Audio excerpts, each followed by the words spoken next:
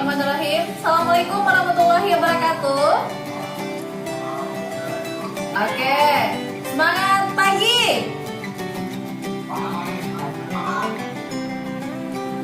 Oke, gimana kabar kalian hari ini? Baik, alhamdulillah ya. Nah, anak-anak sekalian, ibu sebelumnya sudah share ya link absensi di grup WA. Jangan lupa nanti diisi. Ini sudah hadir semua ya. Oke, sebelum kita lanjutkan, mari kita berdoa terlebih dahulu. Haris, silahkan pimpin berdoa.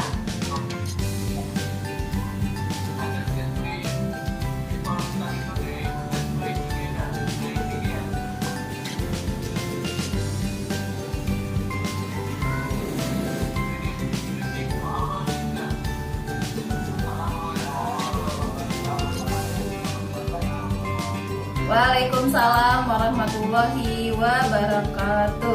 Oke anak-anak, kalian walaupun belajarnya hanya lewat Google Meet, tetap jaga kesehatan, tetap semangat gitu ya. Kemudian tetap rajin belajar, mencintai tanah air kalian ya. Karena kelak nanti 10, 20, 30 tahun ke depan kemajuan bangsa ini ada di tangan kalian semua, generasi emas bangsa Indonesia. Tetap semangat belajar ya.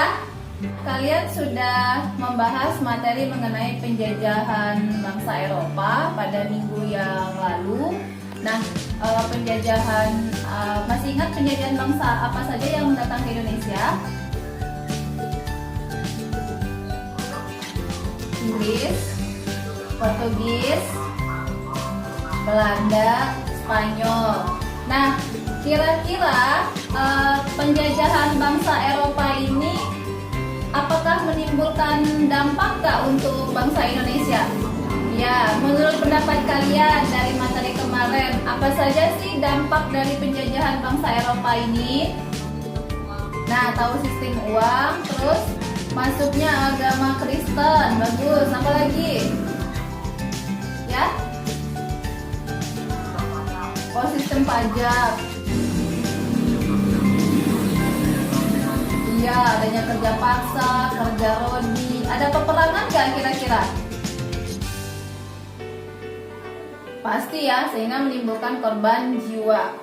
Oke, sekarang tujuan pembelajaran kita pada materi kali ini adalah Ibu harapkan kalian mampu menyimpulkan dampak politik dan ekonomi masa penjajahan bangsa Eropa bagi bangsa Indonesia dan menganalisis sosial, budaya, dan pendidikan pada masa penjajahan bangsa Eropa bagi bangsa Indonesia, kemudian menalarnya dan menyajikannya dalam bentuk artikel dengan disiplin dan semangat nasionalisme.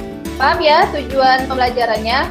Nah, berikutnya untuk langkah-langkah pembelajarannya, setelah ini Ibu akan memberikan ulasan materi sekilas, kemudian kalian akan diskusi kelompok di grup WA masing-masing. Masih ada ya grup WA-nya ya? Udah, Bu. Kemudian setelah kalian perwakilan kelompok presentasi, kemudian silahkan sampaikan kalau ada pertanyaan. Berikutnya setelah itu kita ada sesi kesimpulan dan refleksi. Untuk teknik penilaiannya, nanti Ibu akan share Google Form di grup WA untuk penilaian evaluasi pengetahuan.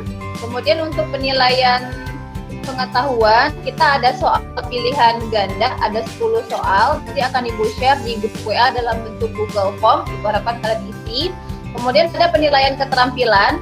Di situ Ibu minta kalian mengisi artikel, menulis artikel mengenai dampak penjajahan bangsa Eropa. Silahkan kalian pilih salah satu, kemudian dianalisis bagaimana sampai sekarang dampak penjajahan tersebut.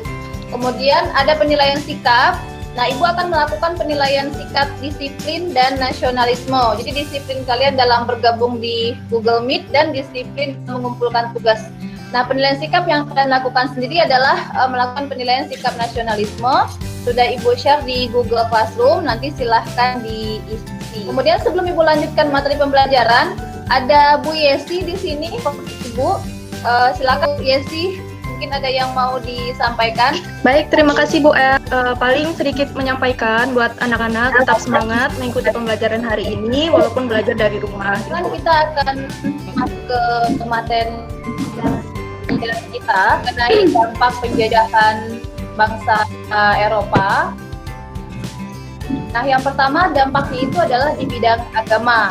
Nah, penjajahan pertama itu adalah Portugis ternyata membawa agama Katolik terutama di Indonesia Timur pada abad ke-16 dengan penyebarnya bernama Franciscus Saverius. Kemudian ada kebijakan politik pintu terbuka Hindia Belanda yang ingin menanamkan investasinya di Hindia Belanda.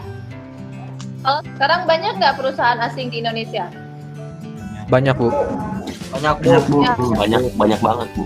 Menurut kalian gimana dengan banyaknya perusahaan asing di Indonesia?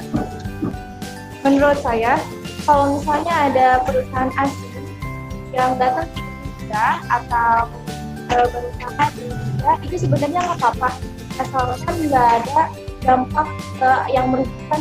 Sekarang silakan diskusi kelompok di grup WA masing-masing ya. Siap Bu. Nah, sampai di sini ada yang mau ditanyakan dulu? Ada Bu. Ada Bu. Oke, silakan. Banyak anggota DPR yang korupsi ya Bu. Sama kayak waktu POC juga kan korupsi juga. Nah itu Ya. budaya korupsi bisa disebut warisan dari Belanda gak Bu? Wow, pertanyaannya luar biasa ya. Ini gimana? Cuma ya Ibu, kalau kata aku ya tergantung sama sifat orangnya masing-masing. Kalau misalkan baik atau buruknya itu kan gimana tanangannya ya. Kalau misalkan udah tahu korupsi itu buruk, harusnya nggak dilakuin lagi. Sekian abad Belanda menjajah gitu ya, baik sebagai pedagang maupun sebagai penjajah, ini meninggalkan mentalitas atau pengaruh bagi mental bangsa Indonesia, salah satunya memang korupsi. Selanjutnya silahkan kalian diskusi kelompok di grup WA masing-masing. Ibu sudah bagikan LKPD kalian, silahkan dibuka, kemudian silahkan lakukan diskusi kelompok di grup WA-nya, kemudian nanti perwakilan kelompok silahkan presentasi.